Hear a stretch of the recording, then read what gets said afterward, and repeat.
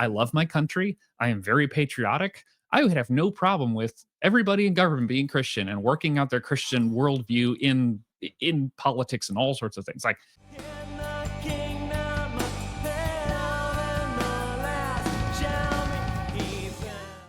well, welcome back to Civically Minded, where I give you practical theology for everyday life. I'm Corey Wing, as always, your host. Did you know that all of my interview segments are now being added to my audio podcast on Apple and Spotify? Simply search for Civically Minded and enjoy solid Christian content on your long commute while you're at work or the gym, or wherever you prefer to listen to your podcast. And be sure to tell a friend how they too can enjoy Civically Minded. And if you enjoy my content, be sure to like, subscribe, and leave a comment. Today, as you can tell, I have an in-studio guest. The fanfare. It doesn't happen often for me. I would like to have it start happening more often. So I'm hoping this is the first of more of this. But in studio with me today is a friend and a fellow elder in our local presbytery, the Catawba Valley Presbytery. He is a teaching elder at Harbor PCA here in Mooresville, which is the town that my church here, Presbyterian Church, is in. And Michael and I laugh often that our churches are in the same relatively small southern town, and they are exceedingly different churches. I mean, in every way. And not only that, but if you were to drive from my church to your church, it's got to be at least 15 or 20 minutes away. Oh yeah. So, and depending on traffic, could be half an hour. It could be half an hour. Yeah. So I mean, and we're not in Charlotte. I mean, this is Right. this is on the outskirts of Charlotte, actually, on the greater of what would be the greater Charlotte metropolitan area. So my guest today is teaching elder Michael Colvard. We will get into one of the reasons why I wanted to have him on today. He fulfilled a very unique and special role at the General Assembly this year. So we'll get into that in just a little bit. But Michael, I want to give you a chance to introduce yourself, kind of tell the guest or the audience, pardon me, a little bit about yourself, about your church, and kind of how long you've been a TE, and Sure. and you know, kind of the heartbeat of your ministry there at Harbor. Yeah, that's great. So I'm a Yankee by birth. So I was born in Northeast Ohio. So unfortunately, that means I'm loyal to all the sports teams, right? The Ohio State. Yeah, my dad went to OSU, so that's about the only successful a sports team that I can claim to fame. But we moved down to Asheville, North Carolina when I was in grade school. So North Carolina is basically home. Went to Wake Forest. That's where I met my wife. Went to Covenant Seminary. Did a brief stint teaching at a classical Christian high school, as well as helping with I was an assistant to the pastor, which meant it was part-time, which meant I was still working 30 hours, but I was getting part-time pay and not the title. But working with a church plant up there north of Baltimore. And 2013, we came down to Mooresville here at Harbor Church, and I came in as the assistant pastor of youth and family. And kind of long story short, 2015, the head pastor left. I succeeded him as head pastor, and I've been head pastor basically since the beginning of 2016. So I describe Harbor Church as we're definitely suburbia. Mooresville was an old mill town for a long time. In fact, my funny story, my mother and father-in-law, my father-in-law went to Davidson. My mother-in-law went to Wake Forest. They got married, and he finished out his last semester at Davidson when it used to be an all boys college. And so there wasn't married housing there on Davidson's campus. So they actually lived in Mooresville, somewhere on the lake. Now, this is back in the days when nobody was on the lake. And so a semester after that last semester, he worked in a mill for a little while. So back in those days, Mooresville was like 2,000 people, maybe. Very small. And so when we said we're moving to Mooresville, they were like, Mooresville, there's nothing there. They have no idea that it's now almost pushing 50,000 people. You have Lowe's corporate headquarters there. I mean, it's really blown up to its own. Yeah. So I would say our ministry here, really, at least on our side of town, is it's right next to a major highway, Highway 77. And so it's a huge melting pot. We've got people moving in from all places. North Carolina is one of the places that people from other areas of the country are moving to. It's Florida, and then second, I think it's North Carolina. Charlotte area is growing 150 people per day, which is nuts, right? That's incredible. that's another church. That's a church every day, Yep. basically. So yeah, my people are come from Massachusetts, New York, California, Virginia, all over the place. But we are we like to describe ourselves as an ordinary means of grace kind of church. We love to keep things simple, and I think that's been helpful for our people. Um, so yeah, No, that's a good thing. I've talked about on this channel before about what some of our distinctives as PCA Presbyterians is, one of them being the regulative principle of worship. right. And so that ordinary means of grace, kind of commonality that we share as PCA guys of we just think that you don't have to dress up the gospel a whole lot. That if you let God be the focal point of your services, He has a magnificent way of drawing all men unto Himself, as He promises in Scripture.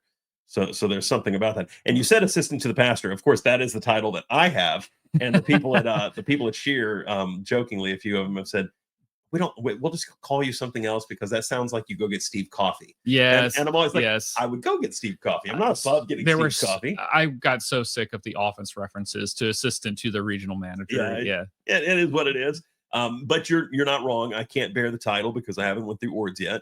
Yeah. There's certain things that when you're in that position you can't do. I can preach. Right. I do a lot of our premarital counseling. I do a lot of stuff. There's more stuff I can do in fairness than the few things that I can't do. But I would be lying if I didn't say that I'm not looking forward to the day where I can remove RE, replace it with TE, and then be able to walk forth in the ministry I feel God's calling me to. So I understand where you've come from and kind of get to see how you've blossomed in the ministry that you're in. One of the other Can I add one more thing to that? Because you made a point about ordinary means of grace. I just want to highlight if that's an uncommon thing for guys who are listening to you in this podcast. But I will tell you, just when I took over as head pastor of Harbor Church, we were very small. It was a struggle. There's a lot of concerns and things like that. And I'll tell you, ordinary means of grace brought me sanity in ministry, because if you go on Amazon, you go on, you type in Google, church growth, like you will find so many references, so many different programs and this and ever. And it was so helpful to say, I just got to be faithful. And what does faithfulness look like? So I think we share that in commonality. It really does bring sanity to a bit of an insane ministry world that's out there. And it lets your people, and you kind of mentioned this, it lets your people settle into a certain expectation of what they can expect at a normal Sunday service. Right. So it's not going to be, we're doing the at the movies sermon series in the summer, and we're doing the special Super Bowl big event, in the beginning of late January, early February. I mean, we just don't do any of that. Now that does not mean, and I would be remiss not to kind of talk about the elephant in the room. We're recording this on Monday, what is today? The 15th of September. And not even a week ago, last Wednesday, Charlie Kirk was publicly assassinated. Right. So are there PCA guys that certainly talked about that yesterday? I'm certain there are. Yep. I flat out know for a fact that there are. I did before, during the announcement time. Yeah. And probably guys that even restructured sermons or something for it. Are there guys that didn't talk about it at all? Probably. So. Is there space for both of those? Yeah, I think there is. Yeah. I think you missed an opportunity. I agree. Because it's where the people's hearts were. I would, again, you and I know each other well enough, and people that watch this channel know I'm pretty politically involved. So, I mean, I was very familiar with who Charlie Kirk was. Yeah, I never met Charlie and never even talked to Charlie, but I run in a world that's kind of Charlie adjacent. Mm-hmm. I've had people even on the show that are friends of Charlie's. I've interviewed his pastor back in March. So, I mean, there are people I know who were very affected by what happened last Wednesday. And so I've been more affected by it than I thought I would be. Now, again, I think everybody's been more affected by it than we thought we would be. Right. I think it just hit on a cultural moment. Yeah. So my take on it is you missed an opportunity, but you've got another one because I don't think this is going anywhere. Yeah. I get nervous about bringing in very recent current events into the pulpit Yeah. or into the, if I could use loosely, like to the stage of a Sunday morning Yep. service. So I usually try to I let 24 hours, 48 hours pass to kind of let the dust settle, because you just never know, Yeah. what I mean, Narratives can change quickly. the Jussie Smollett, like That's exactly right. Yeah. but in this case, I mean, the few things I can think of in the past where I've either addressed it or even had like a prayer and morning service over would be like October 7th, the pull off Afghanistan, because I have some military folks who are in the church and that really affected. So as a pastor, I'm trying to think about what are the things that are in the news currently that need pastoral counsel, There you go. that if I don't address, I'm leaving a gap, right? So I don't Which takes knowing your people. It takes knowing your people. Yeah, it's home cooking versus, franchise fast food sort of thing. But yeah, if they're going to be, if they're affected by it, I need to at least say something about it. So, I think there's a lot of wisdom there. Kind of moving into a little bit where I want to go with this conversation. We've already talked a little inside baseball about just PCA, Right. ordinary means of grace and regulative principle, Right. and assistant to the pastor. Because Right. again, in a Baptist church, a guy like you early on, a guy like me now, you just get ordained and you move on with life. I had a friend happen that he was going to Trinity up near Chicago, and he went to a church, and 2 weeks later he was ordained in that church. Yeah, I was like, yeah. you stink. My older brother is a ordained SBC pastor, and he often gahoffs on the phone with me and says, "Man, if you were smart, you'd have just gotten this done years ago, and then you just had to transfer your ordination and take some of the other examinations that we require for folks like that." But in God's providence, that's not how it happened.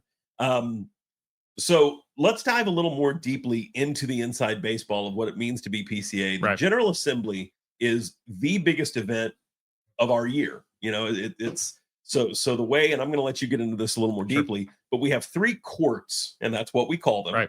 3 courts in the PCA. The local church, the particular church is the language we use, being the lowest court, or the most localized court, maybe is the best way to say it. Good. Yeah. Then you have your presbytery being almost a regional court, and then you have the General Assembly being our national level court. So General Assembly is a time that we meet once a year to kind of do the business of the church. I'm going to let you kind of take it from there, and then tell the people the particular office that you held this year at General Assembly. You got to do something that a lot of guys don't get to do, and let's be honest, a lot of guys don't want to do. I'm not sure I want to do this, but so yeah, why don't you speak to that? Well, let me just sort of back up just to kind of give a frame of reference. So one of the unique things about Presbyterianism is that so our elders are voted on by a congregation, including our teaching elders, or our pastors. So the local congregation gets to choose their leaders. That's true across the board. Those elders are members of the presbytery, which is the regional group of those elders, and then there's General Assembly, which is the entire nation. I will say that presbytery is the most foundational unit within those 3 courts. Sometimes people think, well, the session is the most important, and it's very much important to most folks.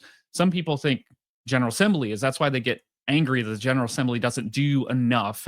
But we're not a top-down denomination. What's interesting is that when you go to General Assembly, when you announce your presence, you don't announce yourself as, I'm teaching Elder Michael Colvard from Harbor Church. I announce myself as representing my presbytery. Yeah. So it's a little unique in that there are not many organizations that work like the Presbyterian Church, right? I know that I've got friends in the Southern Baptist Convention, and Southern Baptist Convention is a big group, big gathering like the General Assembly, but oftentimes there's a lot of declarations of this or declarations of that. We don't typically do that. We've got a lot of forms and structures about what we take up, what we don't take up. And so here's what I was involved in. I'll tell you what I did, and then I'll explain how that works. So I was the convener, and then I became the chair of the Committee of Commissioners for Mission North America. Mission North America is our permanent committee at the General Assembly level, made up of teaching and ruling elders from the denomination. They get voted on at General Assembly for several year terms. Mission North America is our domestic missionary organization. So when there is church planting would be under their purview. Certain outreaches to particularized groups, for example, Spanish language mission within the confines of the United States, that might fall in their purview as well. And so it's really our General Assembly's attempt to really get organized at a national level to make sure things are being coordinated, make sure that we're pushing in the right direction all together, that sort of thing. And I very much appreciate Mission North America. Right now, currently, I'm the vice chair of a Carolinas Church Planting Collective, which is an outside organization trying to promote church planting in the Carolinas. And we've had a great relationship with Mission North America. So that permanent committee, those are made up of members who are voted on, and they have several year terms, like 3-year terms. So they do work throughout the year.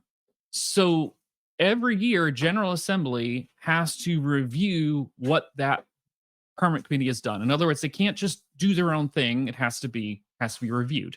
Just like every year, my session reviews what I've done this year.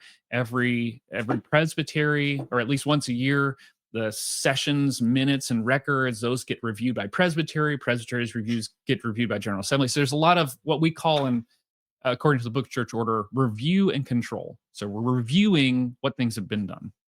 So how do you do that when you have 2,500 commissioners? They're not all going to sit down and look at Mission North America's minutes or Mission to the World's minutes or so forth, so on.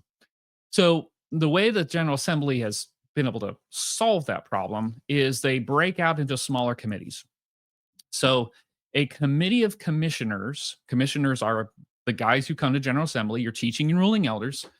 They can be voted on by their presbytery and sent to be on that committee of commissioner committee to review that specific committee's works. So think of it like this: you've got, the hand is the permanent committee, the glove is the committee of commissioners. So they only meet for that 2 days or whatever during General Assembly to review what the permanent committee did, and then to agree or make a substitute of what that permanent committee has recommended.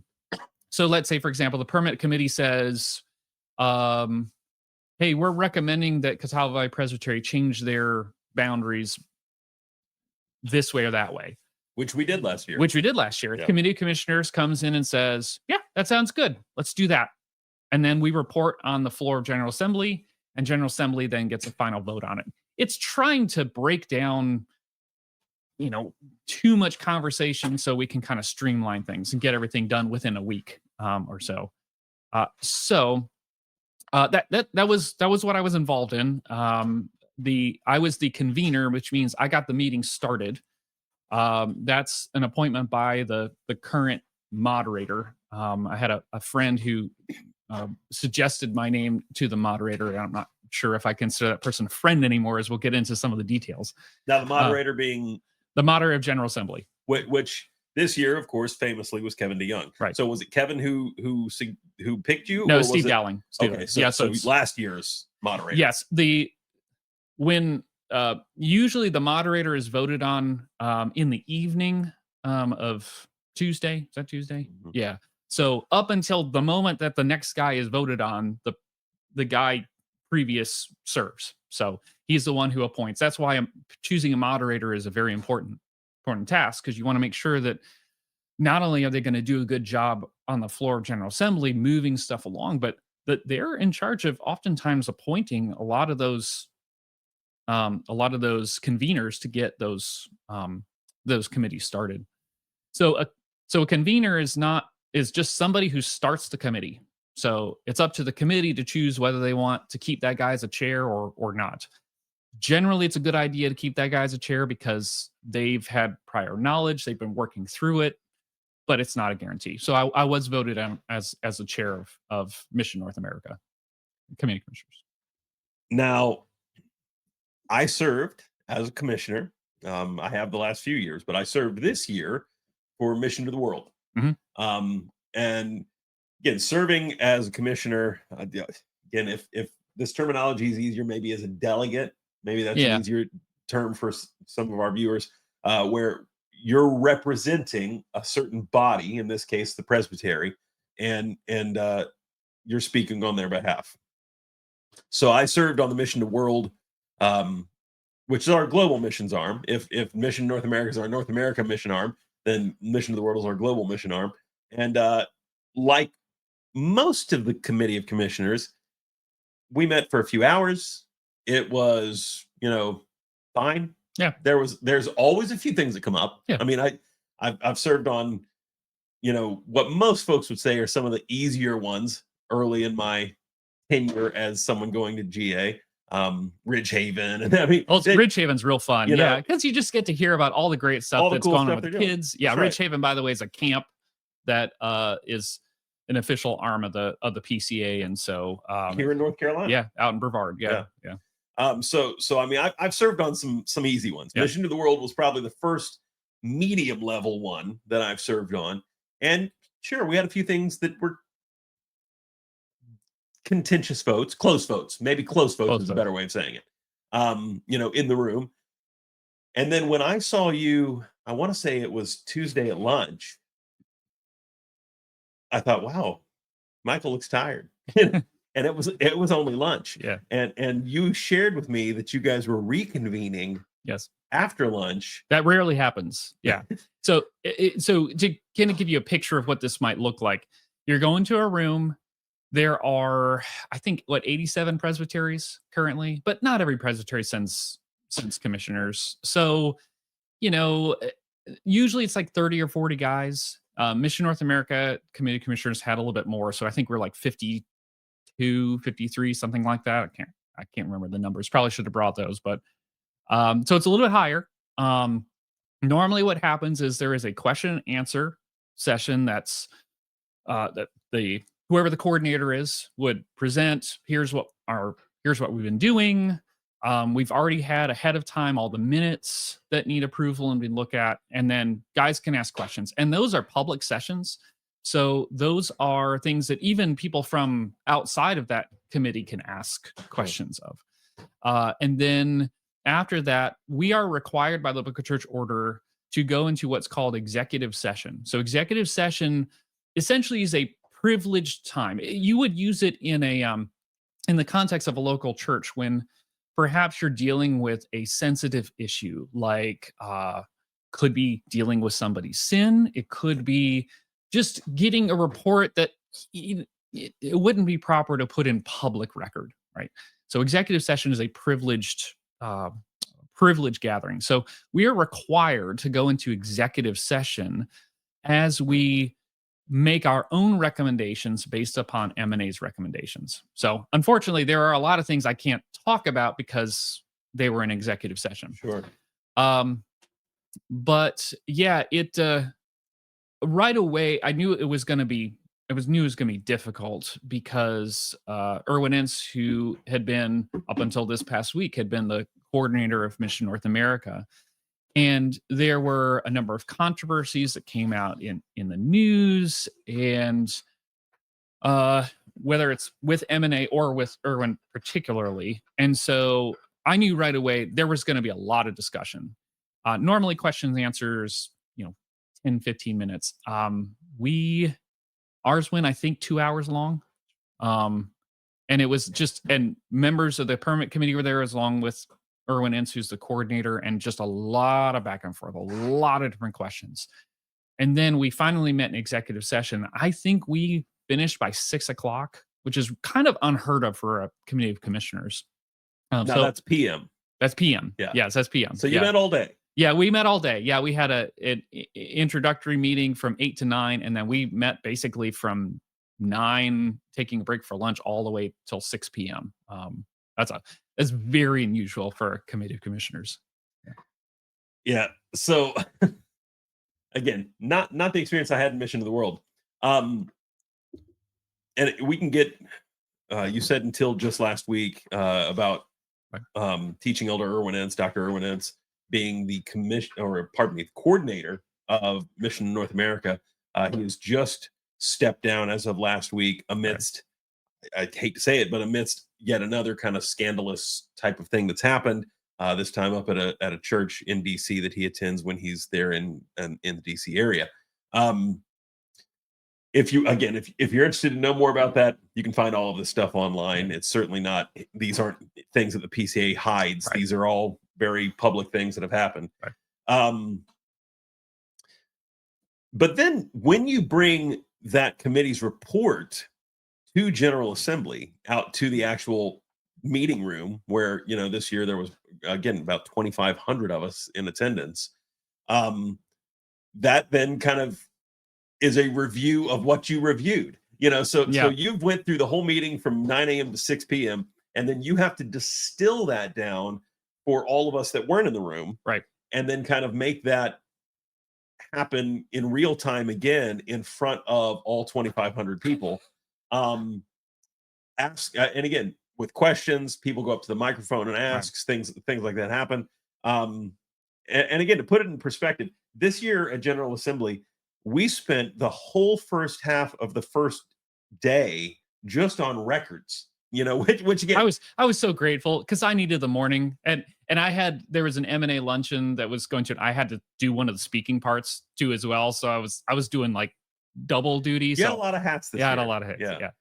And so, but I mean, I think everyone in the room, and that's part of the inside baseball though too, is these are real people who have really come usually from another part of the country to be wherever General Assembly happens to be at this year.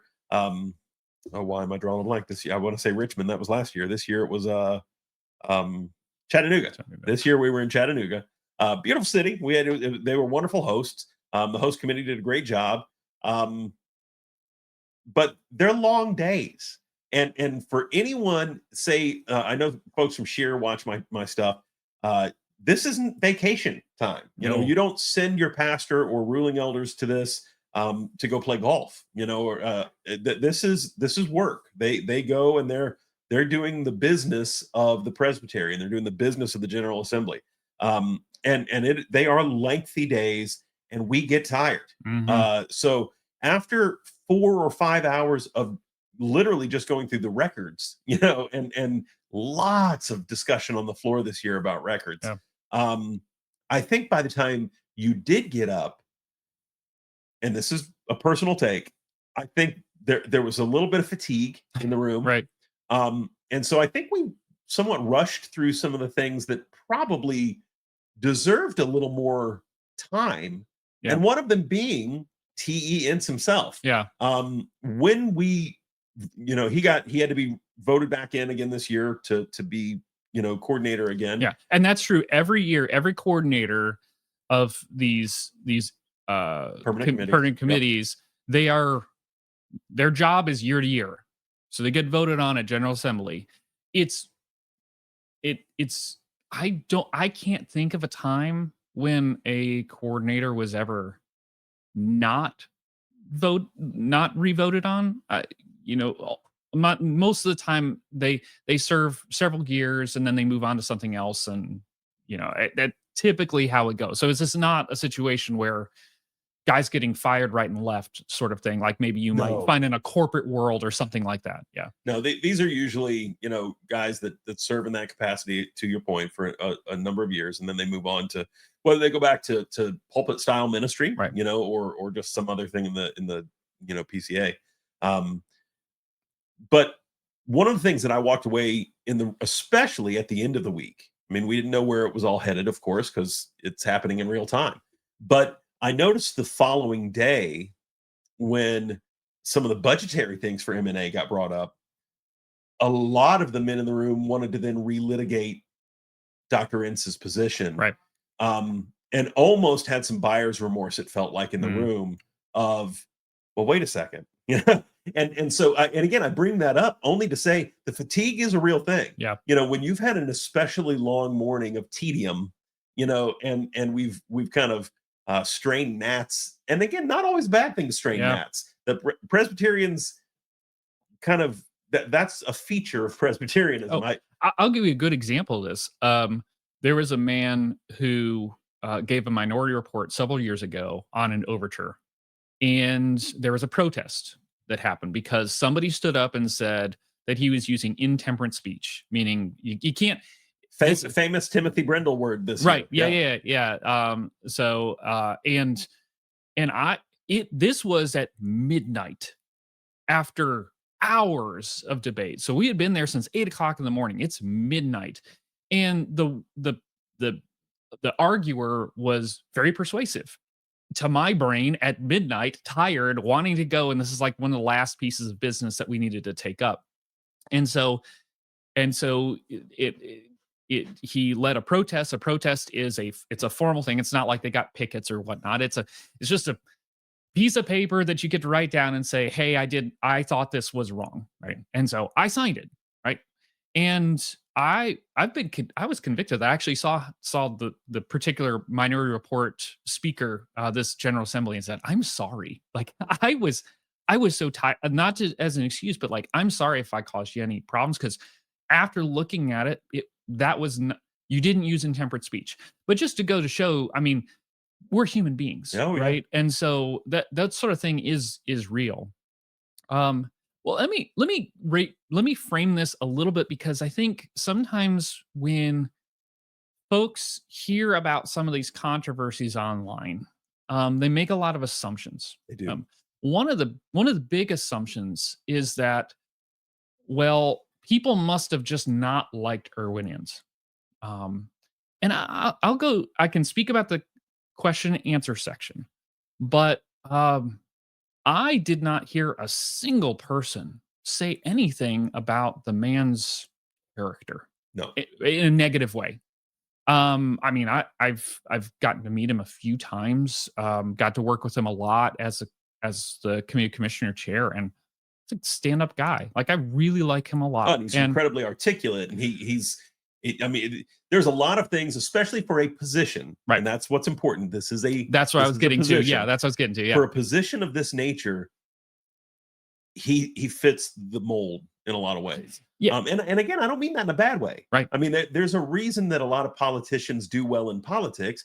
They you know, even biblically speaking, I think so often of going back to the early days of uh what's happening there at the end of Judges and going into First Samuel.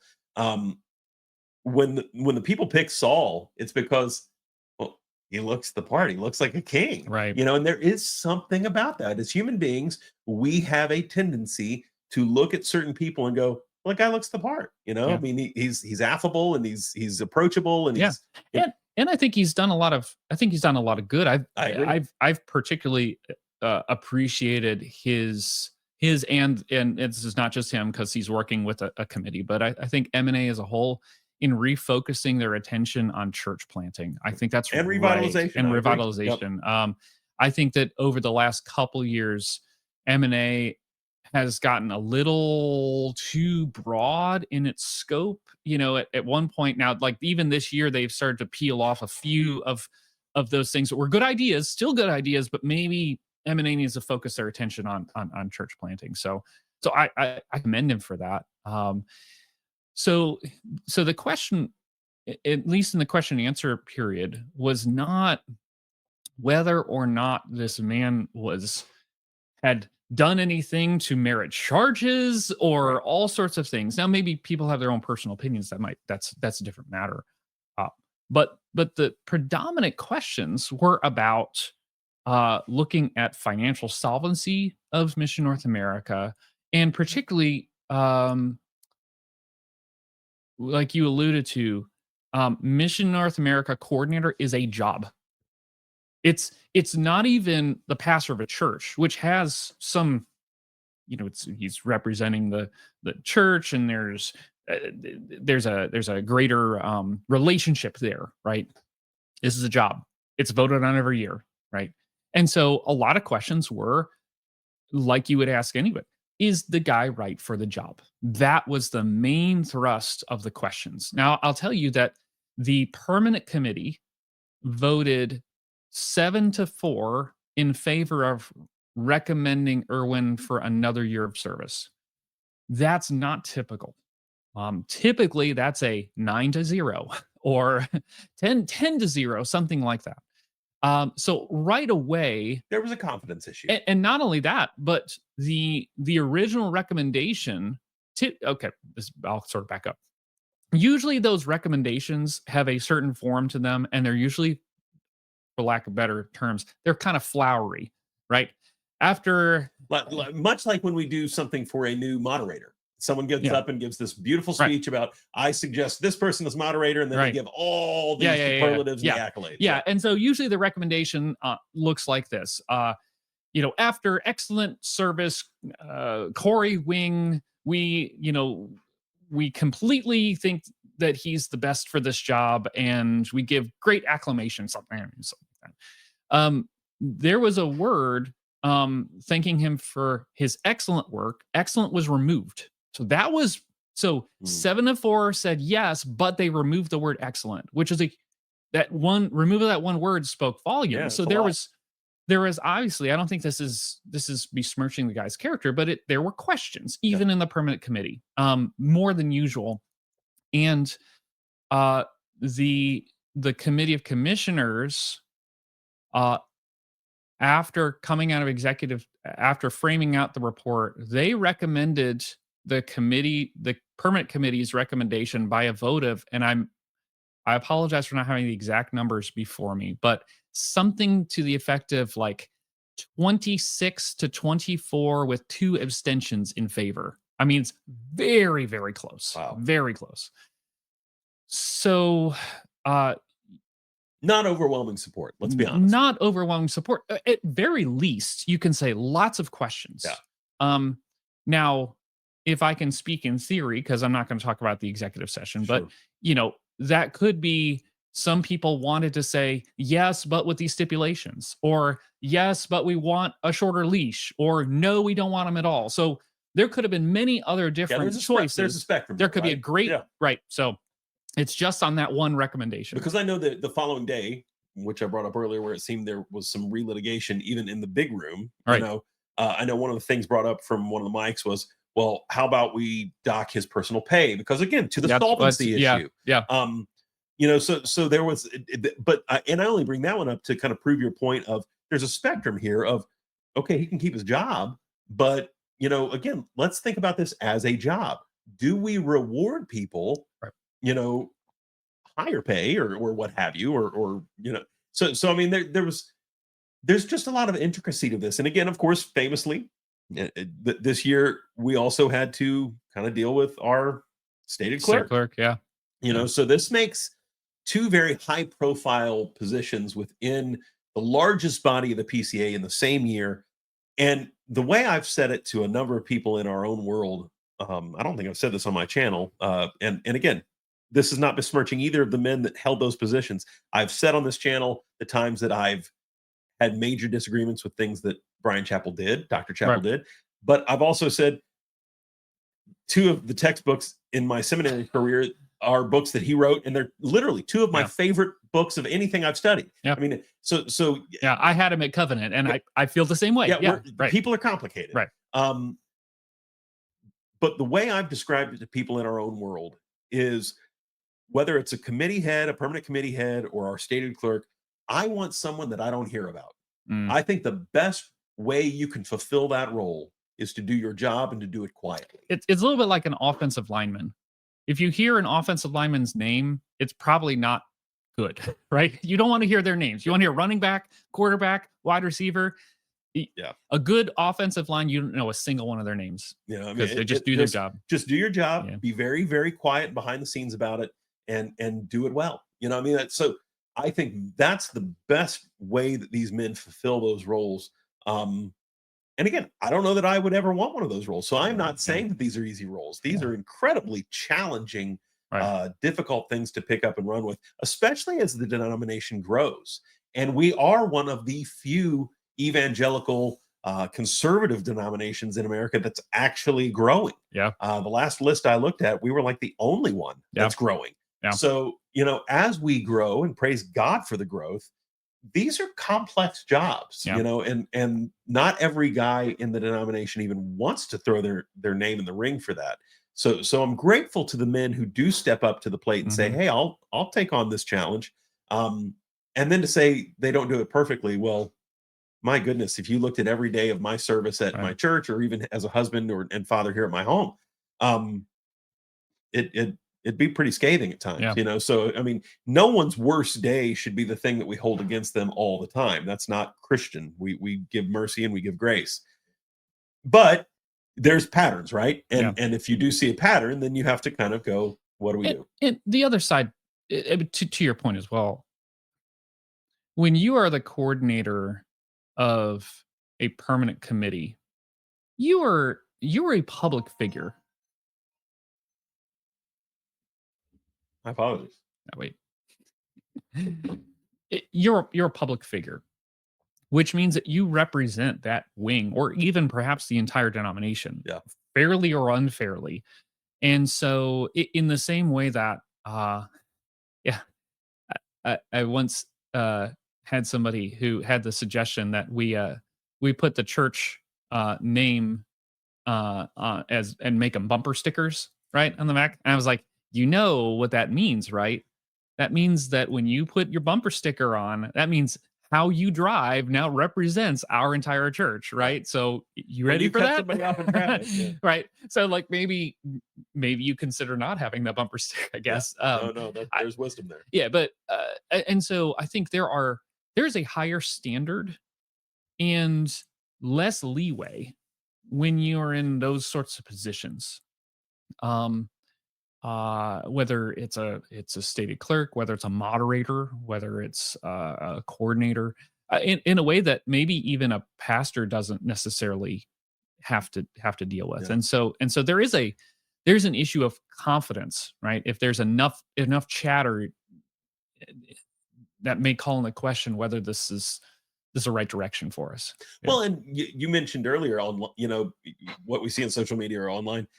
That's a sad reality of the world in which we're Yeah. living, though. Yeah. So whether something is litigated properly online, Right. or whether it's even represented properly online, that is a reality the world is now having to deal with. And that's at every level. You as a Yeah. pastor, have to say, I mean, again, I run a channel like this. I know you guys have a Of full course. private channel Of that's course, for I your haven't. Yeah, I church. was going to say I haven't really gotten to it in a little while, but yeah, But that's yeah, okay. yeah, Believe me, I know yeah, how taxing this can be, doing yeah, it all the time.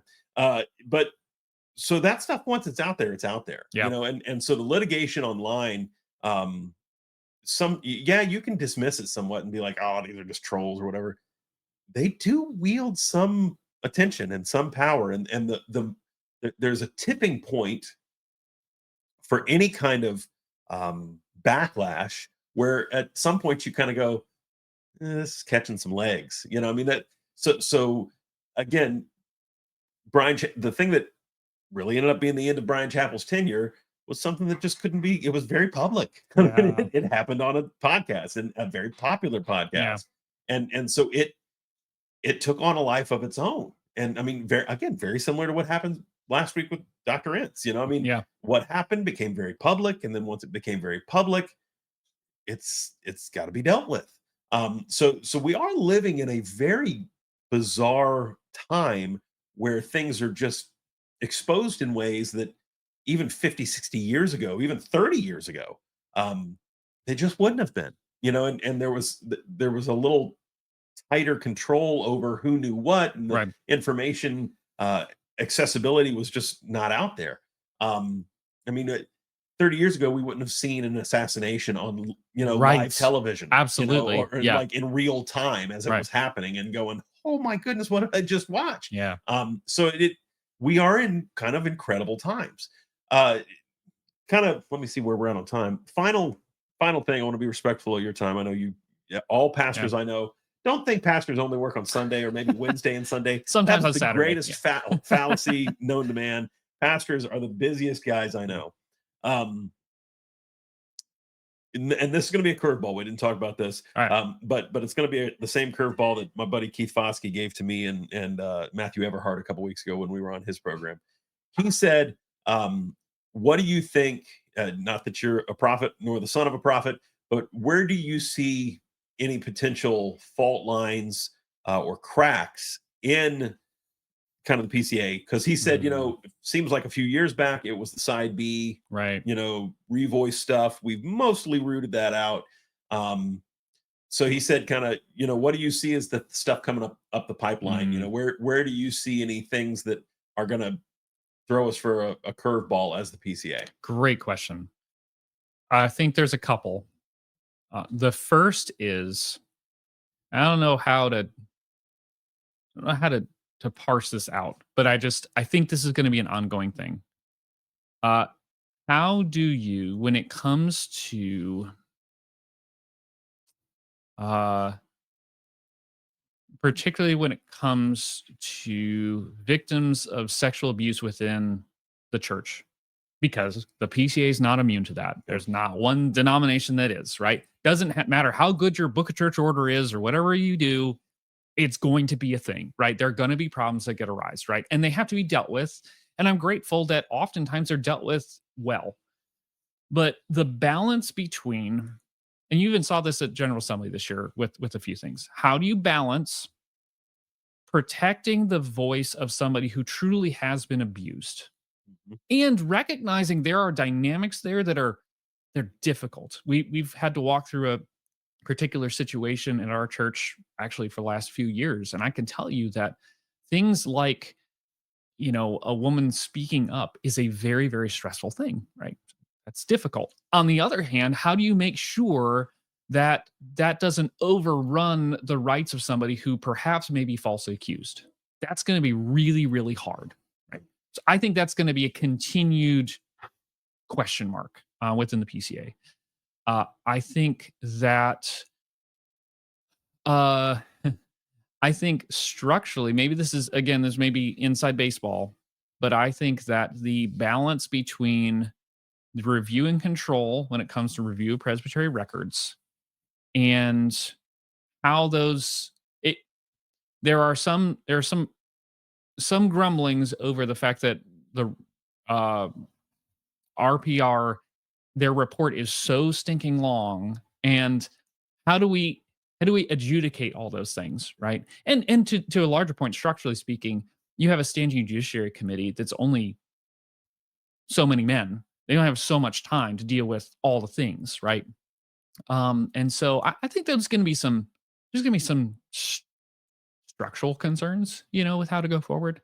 And I do think Christian nationalism is going to be a thing, right? And I'll just, state really clearly. I think I am so looking forward to. I am really, really hoping for some good definitions and limits to what even we're talking about or not talking about, because Which will be a challenge. it will be Yeah. incredibly right because But I think we're a denomination that is uniquely, and Matthew Everhart said this, and I agree with him, that we've got the men that could do it. I think so. Yeah. We've got some very erudite and well-educated men Yeah. that I think could put their backgrounds and their intellects to bear against this. And if there is a denomination that I think could pull this off, Yeah. I think it's us. It reminds me a little bit of like the Flint case where it's like, how do you define pornography? Well, I just know it when I see it, right? It's a little bit like what Christian nationalism currently. Like, I love my country. I am very patriotic. I would have no problem with everybody in government being Christian and working out their Christian worldview in politics and all sorts of things. Like, for some people, that makes me a Christian nationalist, which I think is rather dumb. But there's a slice of that I find to be unbiblically kinism and racism and all the rest, and you know, and denigrates good biblical values like wise counsel and judgment, and not running to anger. I mean, there's so I think that's going to be really key. And like you said, um, the the internet landscape is now part of it's not just a sideshow anymore. It's in some ways the main event. And I think that's what even Presbycast guy. Brad Isbell. Yeah, Brad Isbell was just talking with George Sayer, our mutual friend, about that. He originally thought that we shouldn't have a Christian nationalist study report, and then he's hearing all these stories of guys who are, young guys who are coming in who are causing major havoc within churches. And so, how do we protect that?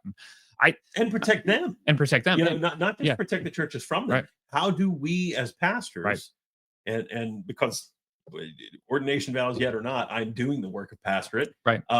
How do we as pastors protect those young men? Yeah. I've been thinking about, I've got 3 young boys. Well, they're all double digits now. So my youngest just turned 10. So I've got a 15-year-old, 13-year-old, 10-year-old. And so I'm looking at the landscape and I'm seeing how there is a deep desire for young men to want to be valued, to not to be denigrated simply because they're a quote unquote cis white, male, right?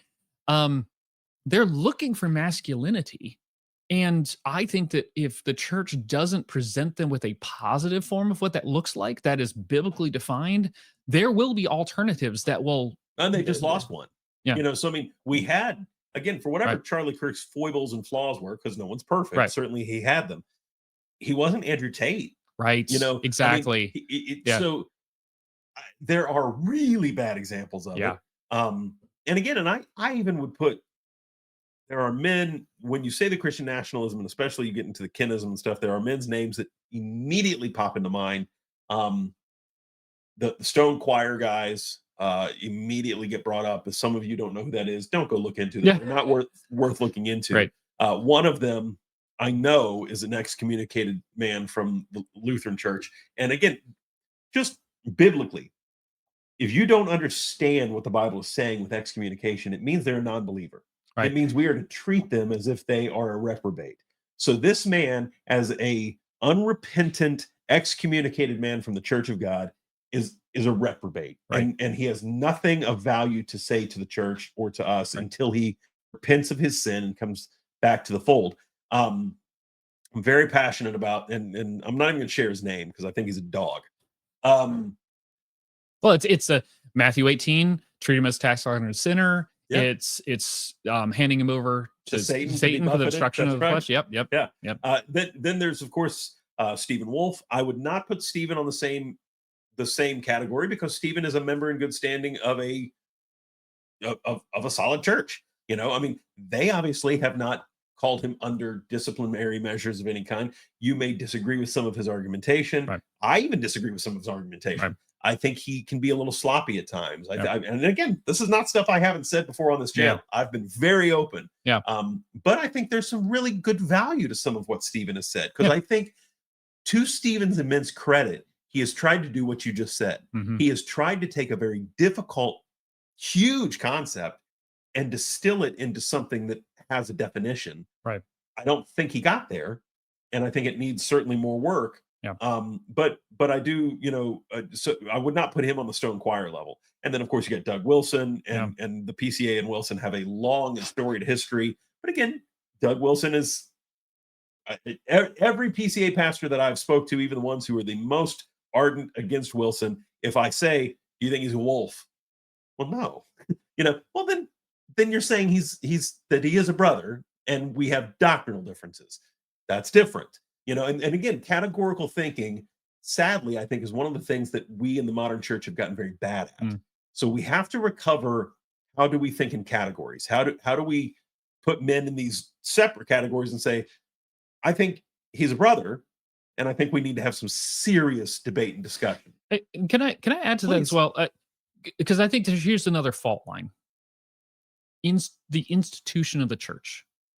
I think there are a large swath of people that if you said, please hold off on your judgments based upon what's online and wait for the church to go through its process, that would not be good enough. Oh, I agree.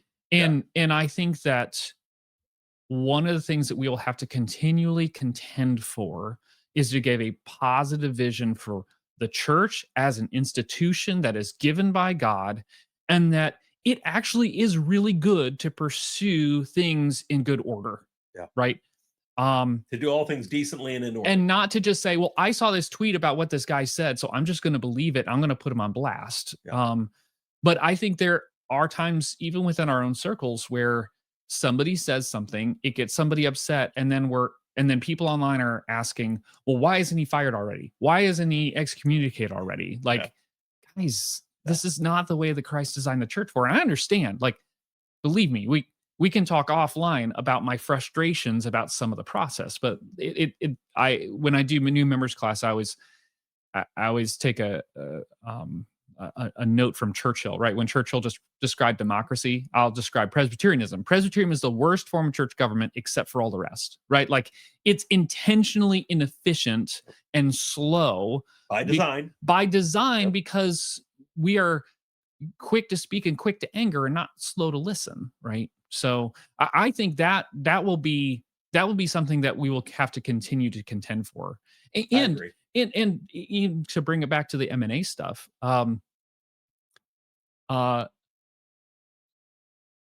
issues were brought up online. They were discussed in a committee.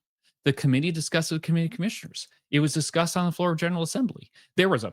Even in those instances, there's a process to walk through. And I think we're going to have to present that as a good thing in an era that is so attention deficit, that we want immediate results right away. Absolutely. Without even any gradation. And I think that there is we need to have an apologetic almost for it, right? Yeah. And that, you brought up democracy. I would use that as a real quick segue into what's happening again with the Charlie Kirk thing. Of if this young man actually is the guy that did it. Right. One, we have to get to the bottom of that and see, correct, is he really the guy? Correct. Was there anyone else involved? It's pretty important we know that. Right. And then once the deliberation of all that's done and he's been tried, and yes, it's the guy, and yes, he's found guilty, then yes, I am all for a speedy execution. I mean, and I use that as broad terminology, speedy finality, whatever that means, whether it's life in prison or the death penalty or what have you. We don't need to delay on justice once we've come to that deliberation. And I think that's where some of the frustration, say, in the PCA comes from is, okay, fine. What happened at Grace Mosaic has been exposed. And da da da da da. We've now talked. Is something happening? So it's fine. Let's get the gears moving. But then once the gears have done their job, let's have something happen. Right. And I will say I was immensely proud of kind of how quickly this particular thing in the last week or so was handled. Again, you and I both know men on the permanent committee. Yeah. And so, I mean, I know how quickly they jumped on it. I know how quickly they went to work. I know how many hours they put into talking about exactly. it. So, and I'll give you the fault line that I told Matthew and Keith, and I'd love to have your take on it, and this will be how we wrap up. One of the things, and I saw it more this year than I did last year. Last year, American Reformer had a booth in the hall. This year, they were very noticeably not there. They still had their after hours event that was hosted, but they didn't have a booth in the hall, and it was, you could tell. I mean, I went to the GRN, that's the Gospel Reformation Network. I went to the GRN banquet last year, went again this year. It's one of my favorite events every year at the Assembly. It's a wonderful event. Ligon Duncan was the keynote speaker this year. My friend Rosaria Butterfield was the keynote speaker last year. Well, yes. And she was awesome. She was awesome. She was vintage Rosaria. God love you. I know you'll watch this. I love you. Yep. And she calls balls and strikes. I love that. It's one of my favorite things about Rosaria is she calls balls and strikes. She doesn't care what you think. Ligon, who's a wonderful man of God, a saint, and I'm grateful for Ligon Duncan and his ministry. I'm thankful for his brother Mel and all that he does for the PCA. They are wonderful men of God. But it was weird this year to go to the GRN event, hear his speech, which I thought was great, and I agreed and said yes and amen to everything he said. And then I'd been invited by some mutual friends to the American Reformer event. And so I left the GRN event walked about quarter of a mile to the hotel where they were having Mhm. the American Reformer event, and went to that event. And again, I thought it was great. It was a panel discussion this year. They had some really great. Ben Dunson was one of the guys on the panel, who teaches at Greenville Theological Mm. Seminary. Super smart guy. The other guys that were on the DS there as well were great. That was another great event. Yeah. But boy, were they different events. Mm. And that's where I see a bit of fracturing. Mm. I hope I'm wrong, because this is on the far right conservative wing Right. of the PCA. Both Right. the men that were at the GRN event and the men at the Yeah. American Reformer event would both represent guys on the absolute farthest right, most conservative part of our denomination, who 7-8 years ago were fracturing with the guys on the more left side of Yeah. our denomination over revoice. Yeah. Where I see cracks, I'm not going to say it's a full-on war, but I'm seeing cracks, is some side glances going, I don't know that I trust you, especially Mhm. about this CN stuff. This Christian nationalism stuff makes us nervous. Right. And I see them both kind of looking askew at each other. Right. And it's not completely on generational lines, though there is some of that. Mhm. Do you see that too? Am I imagining that, or is that something that maybe you hadn't thought about, but now that I say it, you're like, I can see that. Probably the second.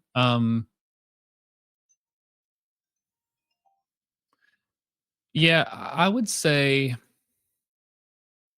yeah, I think there's some things that are getting missed in the conversation. That's why, man, we have to pray Yeah. for this study report. I think this is, I think human sexuality study report was, I don't know. I don't know about any. I can at least say from the 2000s on, it's probably one of the most important study reports of the entire PCA history. Now maybe somebody could come up with a different one, Sure. but in terms of changing the trajectory of the entire denomination, I think that's human sexuality study report did that. Yeah. I don't even think it was a perfect report. There were some issues I had with it, but I think this Christian nationalism study report is going to be incredibly important for healing some of those things because, yes, I think that what's getting perhaps missed at times is some people want to talk about the issues they have with the kinism and the racism of certain so-called Christian nationalists. Yep. And I think there are some who are more establishmentarian, right, who would love Mhm. to see, I mean, I might even have sympathies towards that. More establishmentarian of like, we would love to be the PCA would be just the official religion of the United States of America. Like, okay, sure. If you can make it happen, fine. I have no problem with that. But I do think there's some sideways glances about like this is why we need a definition, because this side is like, ooh, Christian nationalism, that's this ugly side that's been attacking us. And this other side says, but we're establishmentarian. So I think it's those two sides that are maybe Talking past each talking other. past Yeah, each I agree. other. And I don't think they have to. And man, if we can get a good definition, I I agree. think, I think these are brothers that share way more in common than not. I yeah, mean, they're 95 to 99 percenters as far as right. what they have in common. Um, and then what they differ on though are pretty passionate. So Yeah, if it's 1 to 5% of difference, boy, it's a passionate 1 to 5%. yeah, So I mean it's how do we lower the temperature enough to have discussions, right. um, which again you would think for Presbyterians should be easy because we're not we're Yeah. the chosen frozen for Yeah. goodness sakes, but even for us there Yeah. are things that we can get extremely passionate about, and then it's kind of it's hard it's hard to have nuance, it's hard to talk without, even if the volume literally doesn't go up, the temperature does. Right. And so I just appreciate you kind of giving me your idea on that, And because I'll just kind of add to that as well. I think it's because they're fighting different dragons, yeah, right? So the guys who are concerned unpack about, that just a minute. Yeah, yeah. So I think the guys who are concerned about, like, on one side you have guys. I'm not going to characterize one organization over the other, but sure. they're on the one side you have guys who are the dragon they're fighting is a kind of racist kinism. Yep. That's their dragon. They're Yep. fighting it, and there are real dragons out there, right? And the other side, they're not typically fighting against those people. They're fighting the kind of woke nationalism that, the LGBT conglomerate that says like, it's always typically, on in leftism, not liberalism, but leftism, whatever they accuse you of is probably what they're doing, What right? they're So doing, that's right. it's this ideological, dangerous ideology that would say, no, you have to agree with us, otherwise you face ostracization or even violence, Well, right? because they've changed terms. Yeah. So when they and I saw Nick Freitas talk about this in, after what happened on Wednesday with Charlie Kirk. Nick Freitas being a representative in the state of Virginia, former military, brilliant, brilliant guy, wonderful voice. And Nick Freitas said that he noticed it even in the political realm, from his seat as a representative. He said, I didn't know what to do with it at the time. Mhm. And now I'm starting to see, oh, Yeah. this is what they meant. Yeah. When you can change language to say misgendering me, or not using my preferred pronouns is doing me violence. Yes, it's canceling me and canceling my identity, therefore it's it's violence. Yeah. it's you're harming me. Well, then real legitimate physical violence is an appropriate Right. response because you've done me violence. Yeah. Now, again, folks on our side of the conversation go, are you crazy? I mean, Well, seriously? I mean, because we right. just can't wrap our mind around that because Right. it seems so nonsensical to Right. us, but they mean it. It's because when you get rid of objective truth, Yep. when you don't have a shared truth between individuals, all you have is individual quote unquote small t truth. And so if your truth is wrapped up in your identity, if I disagree with you, I'm not just disagreeing with your ideas, I'm disagreeing with you as a person, I'm right? saying you're bad. You're Yeah. evil. Yeah. I mean, this is why, like, we can have principled conversations, even arguments with guys within a reform world, but we know that there's actual truth out there. That's Right. what, and so Transcendent truth is that transcendent truth. that like That's at right. some point reality will kick in, right? Like either you're right or I'm right. At some point, reality is going to say one of us is right or both of us are wrong or some such thing. But in that world, because they're working from a completely different presuppositions, it's about individual relativism. This is my truth, and if you disagree with my truth, you're canceling me, and that just justifies, again, like we saw. I mean, perhaps, right? Again, we're going with allegedly, right? Yeah. Well, what we know for right. now. Yeah. I mean, Right. again, the legal system has to do its job. Yeah. But it is fascinating to see kind of where we're headed. I still have the most buoyant, positive demeanor of where the PCA is headed as a denomination. I think we are in a very good and healthy place. I've been encouraged all 3 years that I've went to GA. I've seen an upward trajectory, not just in numbers, but in just kind of the spirit of the PCA. I agree. I see a lot of younger guys getting excited, getting energized, still not to the degree that we need them. So if you're a young man watching my program, pray about God sending you into full-time ministry. Don't ever seek the call if you just know that it's not there. But my goodness, there's no more noble calling in the world, in my opinion. I agree. And so we don't have enough guys to replace the older generation that we're losing, sadly. Yeah. Whether that's to retirement or death. But I am seeing a crop of young men who are vibrant, who are intelligent, who are excited about the Lord and about the Big C Church, but they're also excited about the PCA and being Presbyterian and what those distinctives for us mean. And you were on that list, my friend. So. I appreciate that.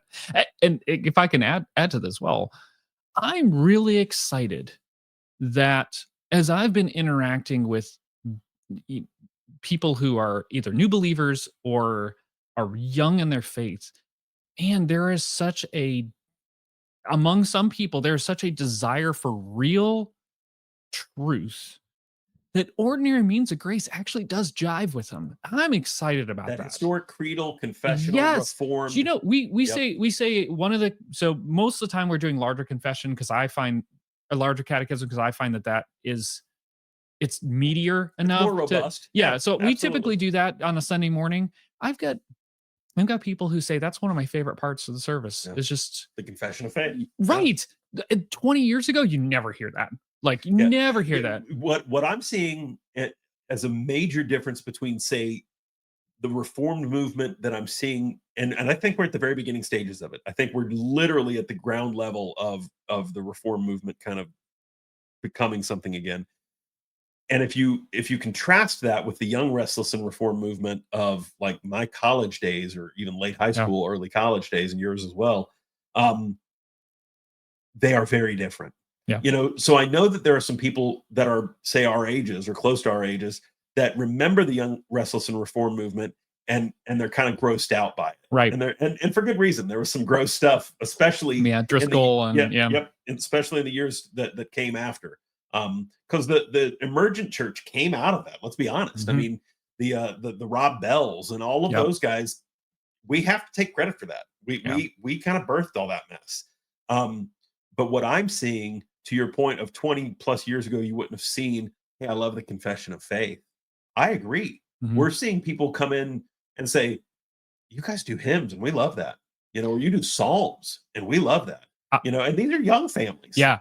I'll tell you, I am both overjoyed and super sorrowful over this. We just had a she's a little bit older than me, but not by much, but a mama 3. Um she got invited by her friend to come to church. Like no special program, no nothing. Like she invited her friend to come to church. Um she grew up a little bit Catholic, but sort of kind of almost miraculously, like the Lord laid on her heart one day as she was just struggling with a lot of family issues, like, I just need church. She started visiting around, and what she found was that no pastor had time to talk with her, and it breaks my heart. She was baptized this past Sunday. Praise the Lord. Right? Right? Because what did Harbor Church do? We had a church service, and then I met with her. Like, wild, right? Like, but You mean you acted yeah, like a pastor? I actually packed like Yeah, that, you right? pastored your Like, people. so I think there's, man, I the fields are white for harvest, and I look at the world and I think how lost it is, but Jesus looks at the world and says, no, no, no, it's look at all those who could be converted, right? And I need to be looking at that way, and so I just encourage too for those of you who are pastors already or are thinking about pastoring. Not only do you need more pastors, we need more churches. And I'm telling you, like, as a guy who took over a church that was really kind of on the ropes, like, we just did the faithful stuff. Like, it does work because it's God's tools to begin with. And so I'm really excited about seeing ordinary means of grace churches being planted, not just throughout the PCA, but also within our presbytery. Yeah, you don't need to read the latest Ed Stetzer book on church planning. I mean, You you can. can. Yeah, Yeah, but you really can just do church. you can You just do know, church. in the most traditional methods that are Right. that have been working for 2,000 Yeah. plus years. Yeah. Just And make sure you change make sure your vocabulary matches who you're talking to, right? I mean, contextualize some, sure, certainly, sure. certainly. But the meat's still there, right? That's right. That's right. Yep. Well, tell our people where they can find you. Whether 433 Williamson Road. I'm dude, I meant that. I'm on X, I'm on Facebook. I never post anything. I just lurk. So You watch. I am the most unconnected guest you That's have. okay. But no, seriously, like, come to my church if you're in the area. I would love that. Or reach out to me, through any of those channels if you want to talk. But especially if you're in North and South Carolina, you're in the PCA. I am on the board of Carolina's Church Planning Collective. And we're getting ready to launch a website and really just get some materials out on how churches and presbyteries can get more organized for church planting. But yeah, I'm so low tech. So That's okay. but You're busy pastoring. yeah, I'd just rather spend my time, like, that's for me. Yeah. I don't have the energy that some other guys have. So yeah. Well, Michael, thank you. Yeah. Thank you for coming out and doing it in person. Absolutely. I've That's fun. Yeah. This was a bit for me. This was a blast Yeah. because normally I'm staring at that screen right there. I hate Zoom, so I appreciate yeah, that. Yeah. This was wonderful. Yeah. And I hope that it was informative for our audience. Again, wanted to have Michael not only because he fulfilled that unique role for the committee of commissioners of the M&A this year, but Michael in our presbytery has done every job imaginable. You know, so Michael really is one of the most well-versed repositories of Presbyterian knowledge about the BCO, which is what we call the Book of Church Order, and just kind of the process of being Presbyterian. So I thought he would be I a appreciate wonderful that. resource to kind of explain a lot about what it means to be PCA. So I thank you, appreciate my that. friend. Thank you, I'm my friend. grateful for you Yeah. and for your ministry, and to share the town of Mooresville as a backdrop to what God's called both of us to do. Yeah, absolutely. Thank you very much.